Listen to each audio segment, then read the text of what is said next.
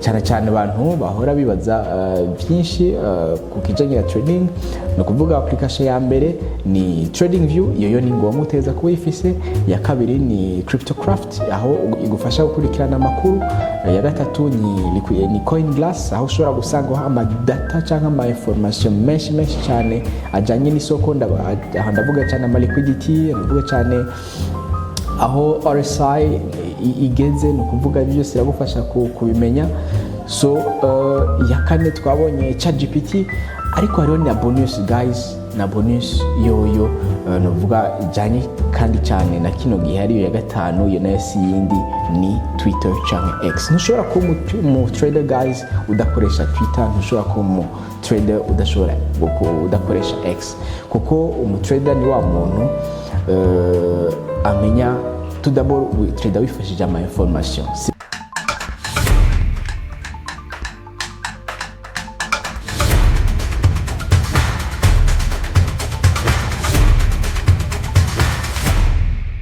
Niho gitangura trading, niho kimenya. Uribaza ibibazo byinshi aho woyihera kugira ushobore gutangura kuyikora. Uribaza ivyo ukeneye kugira utangure gukora trading. Kaze kuri Bitong Business, muri kumwe na Dr. John nk'ibisanzwe. Utarakora subscribe, make sure you do subscribe. Ni chaîne dukunze kuganira ko ibiganiro byungura abantu bumenyi bishobora no kubafasha mu buzima busanzwe kugira bashobore kugira ico bimariye. Muri video no musi rero tugira turabire hamwe ibintu ukeneye muri trading, ibyo ukiri mushasha nyimba waratanguye kuyikora akaba ari n'ibintu utazi uvuga uti ibi bintu peut-être ni ryambere navyumvise kandi byongera akamaro muri parcours yanje nk'iyo mu trader. Nibyo tugira turabire hamwe no musi. Hama ikiganiro ni cyakuryohera uze gusiga like, ufise ikibazo icyo aricyo cyose cyangwa inyunganizi, ntuze gutinya no kugira commentaire. Twagiye uno musubira turabira hamwe rero ibintu bishika kuri bine novuga yuko ukeneye nko mu trader canke mu gihe uvuga uti jewe ndaje gutrader ama actif financier. Tuvuze ama actif financier ni terme abantu benshi batamenyereye, ariko abantu benshi bamenyereye ama crypto, ariko actif financier niyo terme novuga iri un peu beaucoup plus professionnel. So rero uno musi rero nivyo tubwira turabire hamwe. Ikintu cyambere novuga cyankenegwa ukeneye gose gusumba womenya ni platform yitwa TradingView. No kuvuga rero nk'umu trader ukaba utazi iyo platform nakajyo keza aho kuyimenya, canke nyiburi mushasha wibaza uti nibihe bintu nohera ko. Iyi niyo platform ya mbere turayibona ngaha yitwa TradingView. TradingView rero niyo novuga platform ishobora gukurikirana novuga volatilité ya marché, yama différents types de marché, yaba actifs financiers, yaba marché boursier, yaba ma commodities, byose urabisanga ko ngaha kuri TradingView. Nko turabona nkino ni graphique yitwa Total Market Cap. Tuvuze Total Market Cap wumve yuko ari novuga kombinizo y'ama actifs financiers yose, harimo za Bitcoin, Ethereum, harimo za Solana, no kuvuga zose ziba ziri hamwe. Ino ni novuga graphique idufasha kumenya aho isoko muri rusange ry'ama actifs financiers riko riraje. Jewe rero nk'umwe bashobora kuba bakora trading, ino ni imwe muri novuga graphique nifashisha ari ya Total Market Cap. Irafasha cyane kumenya ushobora kuvuga ati okay, the highest probabilities y'ahantu marché igirije ni ngaha, gusumba kuja kuraba plus particulièrement BTC canke Ethereum canke Solana. Je nkunze kwifashisha Total Market Cap kuko igufasha kuraba aho gushobora gufata deposition. Rero TradingView ni platform nini cyane gose, harimo ama fonctionnalité menshi. Ushobora gutrace ama trend line, ushobora gukora ibintu byinshi bitandukanye, ushobora kumezura novuga volatilité habaye. Ushobora no kuvuga yuko mu gihe wowe uri mushasha ikintu no gusaba nuko uja kuri Google canke ukaja gutelecharge application kuri Play Store canke App Store, ugatelecharge TradingView iri hose, hama ugatangura kuyitripota. Nta muntu n'umwe novuga azoza kuyikwigisha, n'abantu mbere bake cyane ku isi bashobora kuba bametriza TradingView yose, kuko irimwo ama functionality menshi cyane, ku buryo rero gushika no munsi n'abantu bake bashobora kuba bayimetriza. Rero TradingView ni application novuga izo gufasha mu gihe utangura kuyitripota ukayimetriza, ukamenya navuga ibintu byinshi ushobora kuyikoresha. Rero muri TradingView nyine ngaha iruhande, muri no onglet ngaha iruhande urabona hari ico twita watchlist. Watchlist ni nka navuga nka kategori y'ama active uri kurakurikirana, no kuvuga nyembo uvuga uti jewe ndakurikirana iza forex, ama forex ndakurikirana, dufata nk'amapere ya USD GBPY canke USD yen, no kuvuga wowe nk'umu trader atrader forex, aha muri no novuga watch list yawe ucushiramwo izo usanzwe trader. Ariko jewe nk'umuntu ndi muri le marché des actifs financiers, na nyinshi zirimo na actifs financiers, harimo za Solana, harimo Hyperliquid, Arweave, Injective, Avax, no kuvuga jewe izi nizo novuga nkurikirana ku mwanya. Ushobora rero no kuvuga uti muri TradingView nyene reka shiremwo alert.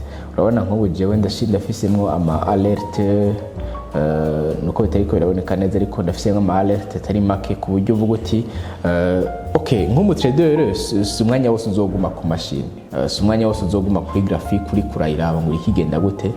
Haragira igihe uvuga uti okay, marsheni yagira gutya cangira iki, canke marsheni yagira gutya cangira iki. Ibyo navyo rero ko umwanya munini uzosanga watwawe n'ibindi bikorwa, ucufa tugashiramo nk'ama alert. Ama alert ragufasha mu gihe utari hafi y'isoko, ku buryo isoko rishitse kuri iyo point wifuza ikadeclencher alert, ukavuga ati yageze kuri ya point nifuza, reka mfate ya ma position nifuza, gusumba kwicara ku mashini uri kurakurikirana. Abantu benshi baza ngo trading no kwicara ku mashini. No guys, bisaba ahubwo guplanifya, bavuga to plan the trades and to trade the plans. So rero ino ni application ya mbere canke novuga platform ya mbere utegezwa ku office nk'umu trader. Ego irevre benshi hari abakoresha za MT5, gusa za MT5 no kuvuga yuko kenshi usanga ama graphic ariko n'aya broker. Rero ama graphic y'aba brokers rero kenshi usanga hari ukuntu atari accurate. Ama graphic y'aba brokers kenshi urashobora gusanga atari accurate. Rero iyo abantu benshi bakunze kuvuga yuko yoba iri beaucoup plus ou moins accurate ni ama graphic ya TradingView. Iyo yari platform ya mbere. Platform ya kabiri yo mu gihe uvuga uti jewe ndafashe ingingo yo kuza ndatrader ama actifs financiers, ni platform yitwa novuga Cryptocraft. Hari haba yizi nka abo muri forex bayita Forex News, ariko nico kimwe na Cryptocraft. So rero nico kimwe niyi Cryptocraft, kuko zose zifise akamaro kahe. Zifise akamaro kamwe kuvuga yuko ziguha amakuru abayimirije muri nondwi. Muri ayo makuru abayimirije muri nondwi ziba ari reparti mu migwi itatu. Ahanye turabona hariho iyifise aga couleur ka jaune. Normalement yibisigura yuko ata na makuru abata impact afise kuri marché muri ico gihe. No kuvuga na makuru ari neutre, ta impact afise. Na makuru atakintu kinini afise, no vuga yo bavuze kuri volatilité y'isoko muri iyo ndwi canke muri iyo misi bikurikira. Aha urabona yuko baratwereka tuti mardi no musi video twayitunye ari mardi, urabona nta makuru yari ahari, yari yonyene. Mercredi naho nyene zobarejo naho nyene nta makuru, no vuga ari beaucoup plus sensible ahari. Rero iyo umenya gute ko hari amakuru ari beaucoup plus sensible, igihe ubonye hariho amakuru afise akantu ka rouge, ni kuvuga ngaho urabona ari akantu ka jaune barakwereka ati low impact expected.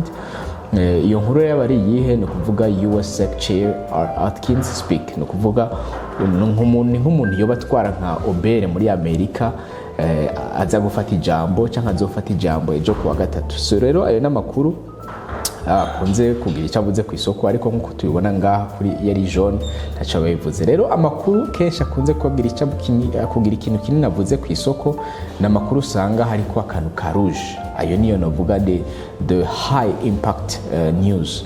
azo nazo usanga ari nka za CPI, ugasanga ni nka za FOMC, ugasanga ni nka Fed Chair Jerome Powell afise nk'ijambo avuga kuri situation economique muri uyo mwanya. So niyo makuru kenshi usanga afise impact nininya cyane kuri volatilité y'isoko, non seulement ma actifs financiers mais aussi ku ma commodities nka gold canke kuri novuga ama forex pairs, no kuvuga za GBPY, euro, yen, no kuvuga forex en general.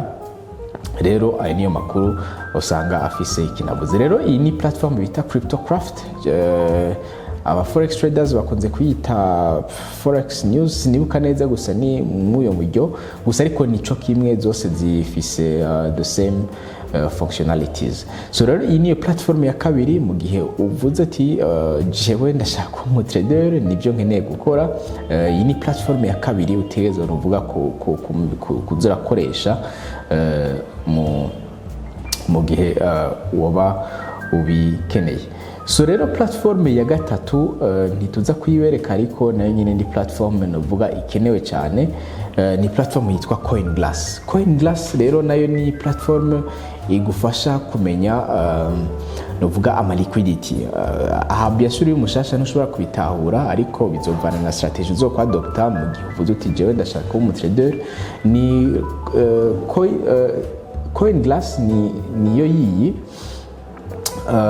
nuko internet itari kirakora neza, ariko apologies, ariko urayibona yitwa coinglass.com. novuga ni nka platform irogoje ama data ama information atandukanye ku isoko, liquidities, RSI heatmap, no kuvuga les points de liquidity canke ahantu hashobora kuba ama liquidity sweep. So rero ino ni platform ishobora gufasha kumenya uti okay, ngaha ndashobora kubona hariho liquidity, peut-être yuko marché ishobora kuza gutora ino liquidity hambika kibandanya imanuka canke ibandanya iduga. So rero iyo niyo novuga mindset canke mentality ukoresha ukagerageza cyane cyane uri mu trader.